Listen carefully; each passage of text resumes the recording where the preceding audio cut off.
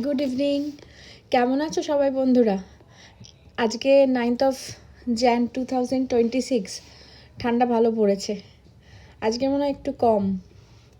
আচ্ছা, আজকে আমি যে জন্য এসেছি একটা ইনফরমেশান দিতে, ছোট একটা ইনফরমেশান, যেটাতে নতুন যে স্টুডেন্টরা পড়াশোনার জন্য বাইরে যেতে চাইছে বিদেশে, তাদের একটু হেল্প হবে। গার্জেনরাও যারা দেখছেন আমাদের ভিডিও, তাদেরও একটু হেল্প হবে।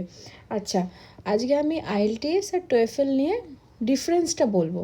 আইএলটিএসটা কি, টোয়েফেলটা কি? আইএলটিএস আর টোয়েফেল এই দুটোই হচ্ছে ইংলিশের ওপরে, ইংলিশের স্কিলের ওপরে একটা তোমার এক্সাম, যেটা তোমার কিছু কোর্স করার জন্য কেউ যখন বাইরে যাচ্ছে তাকে এন্ট্রান্স টেস্টটা দিয়ে যেতে হচ্ছে।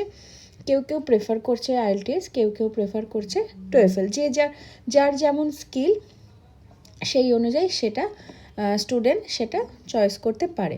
আচ্ছা, আইএলটিএসটা আর টোয়েফেলের সেম হচ্ছে, এই দুটোতেই 4টে ভাগ থাকছে: স্পিকিং, লিসেনিং, রিডিং, রাইটিং।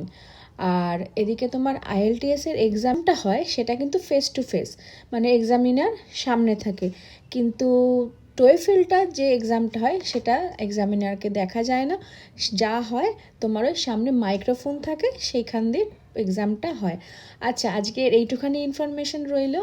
যদি তোমাদের কিছু নতুন কিছু কোয়ারিজ থাকে, স্টুডেন্ট বা গার্জেন, আমি সবাইকেই বলছি আমাদেরকে কমেন্ট করো বা করুন।